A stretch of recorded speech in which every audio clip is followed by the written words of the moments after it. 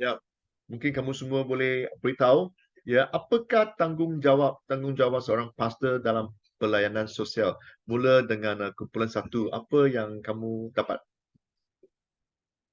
Oke, Pastor. Ya, Thank you semua. Untuk kumpulan satu, saya, Fedlis, Esther, dan Jamita. So, kami bincangkan apakah tanggung jawab seorang pastor dalam pelayanan sosial. Secara keseluruhannya, pertama tadi Fedlis, karena dia masih belajar menjadi seorang pastor, wow. saya sangat-sangat melihat keadaan ataupun kesaksian pastor mereka. Kayak pastor mereka kurang bercakap, banyak melakukan pekerjaan, ya. Sebelum beritahu dia sudah lakukan, jadi mereka Wow. melihat, ya, mau work dan mau talk. Jadi itu Ya, yang dia work pastor mereka more than buat. talk, ah. Ya, so jadi satu example ataupun satu eh, contoh yang terbaik lah melalui sikap pastor mereka itu. Dia tidak peduli, dia lakukan dulu, dia tidak kira waktu bagaimanapun, jumpa orang dia doakan yang lain. Oke, sangat baiklah contoh begitu. Kedua, Esther Juntak, istri kepada pastor. Oke, dia buat yang simple. Dia buat makanan, buat, ya, Ah, kawan-kawan ke rumah. Dengan hal ini juga dia beritahu dengan teman ataupun dia cerita tentang Tuhan.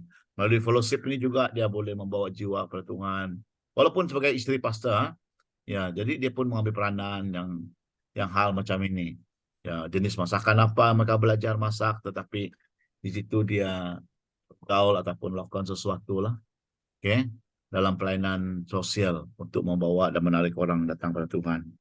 Dan juga Jamita pun memiliki hal yang sama, ya, sebagai jemaat juga belajar melihat tindakan pastor ya dalam melakukan pelayanan sosial ini.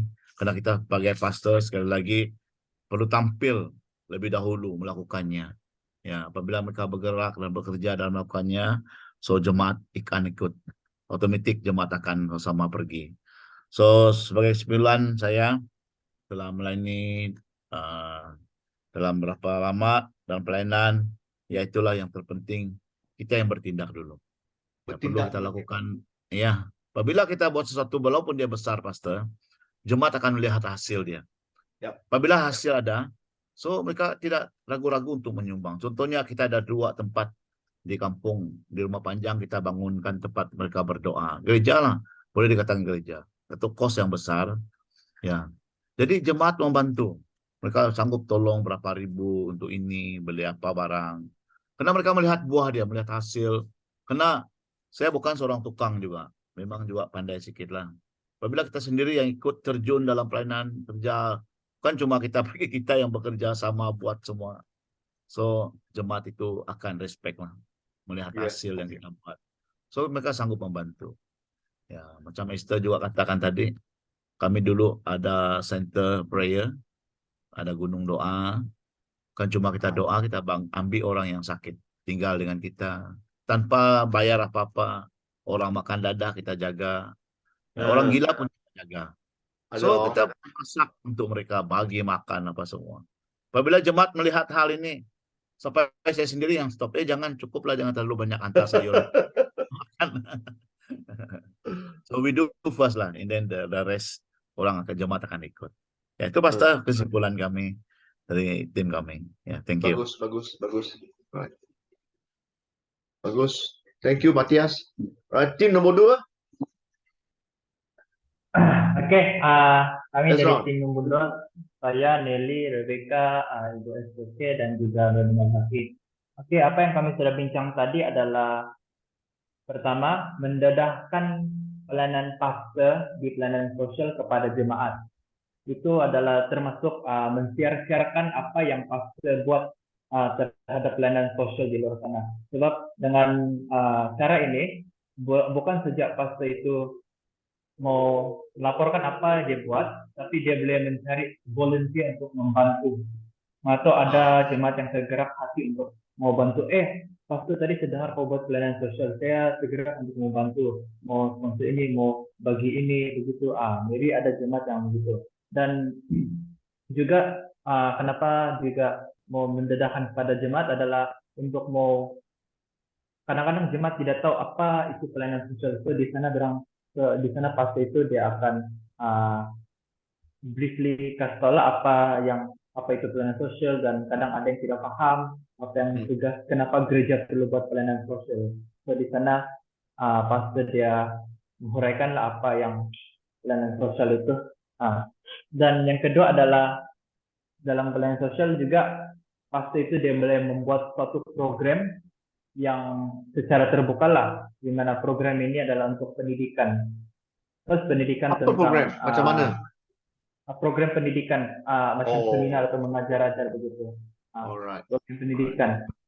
Terus program pendidikan yang khasnya untuk anak-anak, especially anak-anak yang sometimes ada orang-orang yang foreigners yang didatang sini kan, orang tidak begitu dapat afford untuk masuk sekolah. So di sana membuat satu program pendidikan untuk mengajar anak-anak untuk ajar basic learning lah, macam reading and writing, menulis dan membaca gitu. Bukan saja untuk anak-anak, tetapi bagi orang-orang yang di luar sana, orang belum fasih dalam membaca ataupun menulis.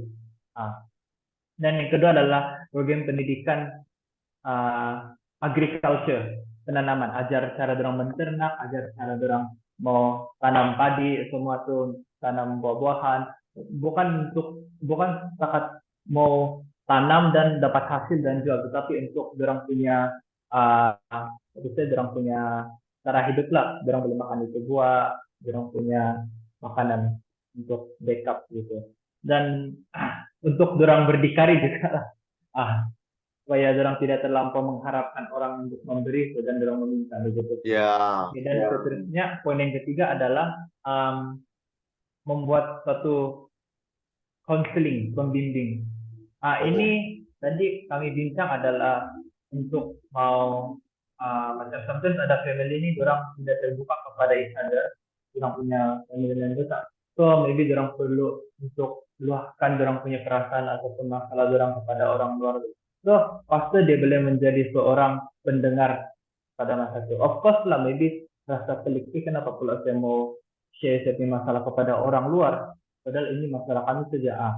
So maybe pasti dia boleh convince as a leader untuk mau menjadi pendengar dia yang setia, supaya dia tidak begitu rasa susah, individu itu dia tidak rasa susah terbeban, pegang beban. Oke, dan yang terakhir adalah yang keempat adalah dana simpanan untuk membantu keluarga yang susah, especially yang terlibat dalam bencana, mangsa bencana lah begitu. Contoh yang macam ada mangsa banjir, mangsa tanah runtuh, kawasan-kawasan bukan saja yang di kampung-kampung, tapi di bandar pun ada juga dorang menjadi mangsa kepada macam case-case yang teruk lah gitu. So itulah ada dana untuk membantu mereka. So dana ini bukan dari dana gereja atau dana pastor, tetapi juga dari dana-dana yang disimpan atau perpuluhan yang disimpan dari jemaat-jemaat itu untuk memberi. So itu sajalah dari kami pastor 4 poin ini. Bagus. That's one. Okay. Dan kumpulan yang terakhir, tim 3. Siapa boleh memberi sesuatu kesimpulan ke apa ke? Shalom Pastor. Salifia. Ya, dari kumpulan kami tadi, kumpulan 3, ada yang pertama, sebagai seorang pastor dia harus sangat paling penting sangat sensitif dengan keadaan sekeliling, termasuklah juga keperluan jemaat lah. Salah satu yang ditekankan tadi adalah kalau jemaat kita adalah kebanyakan student, biasanya jemaat yang students ini mereka ada banyak keperluan lah. Jadi salah satu yang boleh dilakukan untuk mereka adalah mungkin dari segi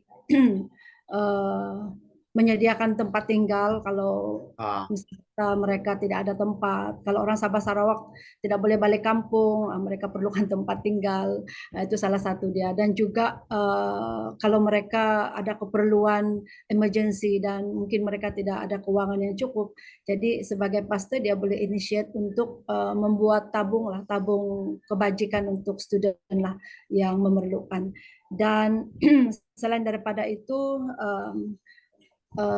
tadi Brother Timothy dia emphasize tentang betapa kita perlu sensitif untuk masalah-masalah yang terjadi di sekitar kita, karena dia bilang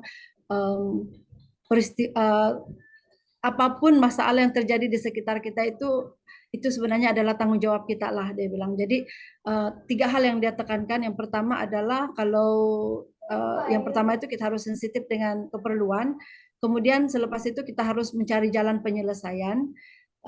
Dan selepas mencari jalan penyelesaian itu barulah kita masuk kepada akar kepada masalah itu, dan dari sana kita kita hubungkan dia dengan life source, yaitu Tuhan lah. Di sana kita jadikan platform untuk menghubungkan dia kepada Tuhan, di mana Tuhan Yesus adalah sumber dari penyelesaian dari apapun masalah mereka. Jadi bukan hanya sekadar kita selesaikan di bahagian surface, tetapi kita harus masuk kepada the root of the problem lah. Ya.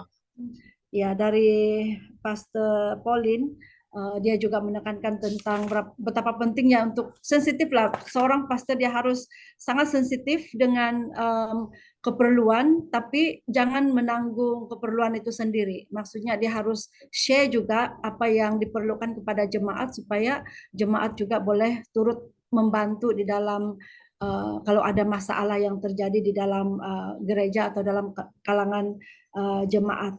Dan bukan hanya di gereja, kehidupan di luar pun perlu dijaga. Kita harus menunjukkan sikap seorang pastor, di mana kita ini bila orang melihat, mereka tahu bahwa dia ini mesti orang Kristen begitu. Jadi kadang-kadang ada pastor yang hanya mungkin menumpukan di gereja, tetapi di luar mungkin kadang-kadang lupa diri. Saya pastor rupanya gitu. Contoh lah ya. Ya, dan dari siapa tadi, Johnny tadi, dia itulah dia sebenarnya masih berpikir apakah benchmark seorang pastor itu dalam pelayanan sosial, dan dia contoh dia mengambil contoh pelayanan Yesus lah, memberi makan 5.000 orang kan. Bagaimana Yesus boleh melakukan semua itu. Dan ya simpulannya, contoh kita adalah Yesus adalah contoh yang terbaik lah dalam apapun yang kita lakukan. Benar. Yesus adalah contoh kita yang terbaik. Ya, itu saja dari kami, Pastor. Thank you. Bagus, Salifia. Untuk memberi sesuatu pandangan ya pada Johnny ataupun kamu semua ya, ada kalanya Yesus ya memang benar satu contoh yang baik untuk benchmark kita untuk membuat pelayanan. Tetapi ada kalanya kita juga takut Yesus memberi makan 5.000. Maksudnya kita pun kena beri makan 5.000 ya. Kan? Ya, Yesus membawa penyembuhan pada yang buta. Saya pun nak apa tu, tidak, ya. Tapi apa yang penting dalam kerja-kerja pelayanan maupun sosial ataupun dalam gereja, pentingnya ialah nilai, value. Johnny, kita pernah bincangkan tentang value, apakah nilai-nilai seseorang. Ya, tiap-tiap kita di sini mempunyai nilai-nilai yang berlainan. Ya, tak ada yang lebih tinggi, yang rendah, tak guna, ada guna, tidak. Tapi mempunyai nilai-nilai. Ataupun tiap-tiap gereja mempunyai nilai-nilai yang berlainan juga. Ya. Dan kita harus mengambil kesempatan ataupun we hold on to the value that we have. Itu nilai yang kita ada. Dan kitalah melayan dengan nilai-nilai kita semua. How do we see love? Apakah yang kita pandang, kita nampak tentang kasih? Apa yang kita tahu tentang menolong? Apa yang kita tahu tentang pelayanan? Inilah semua kerja-kerja seorang pastor. Ya, dan nombor satu, sebagai pastor kita harus berkhutbah. Dalam khutbah kita selalu harus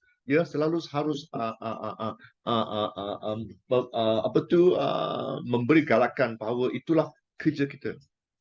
Ya,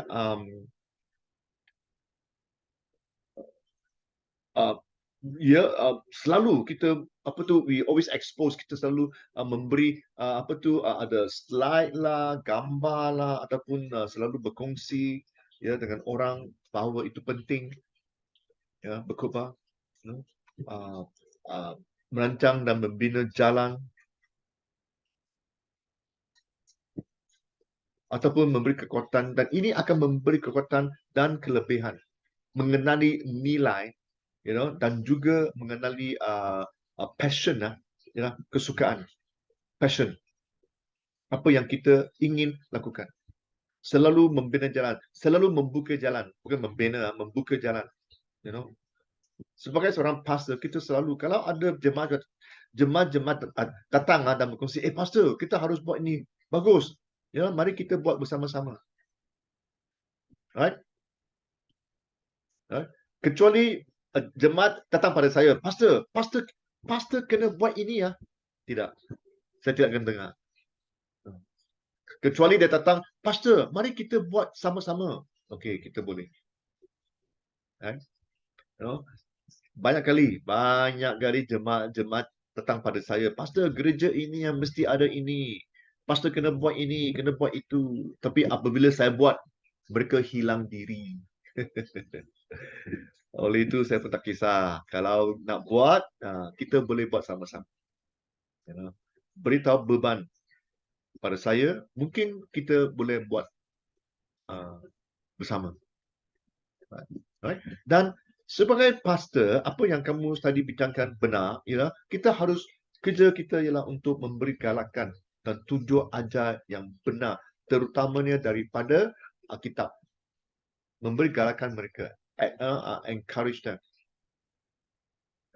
Terutamanya dalam jalan yang benar.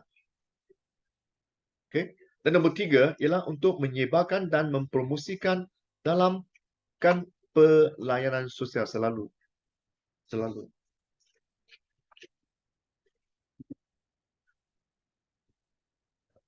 Itulah peranan sebagai seorang pastor.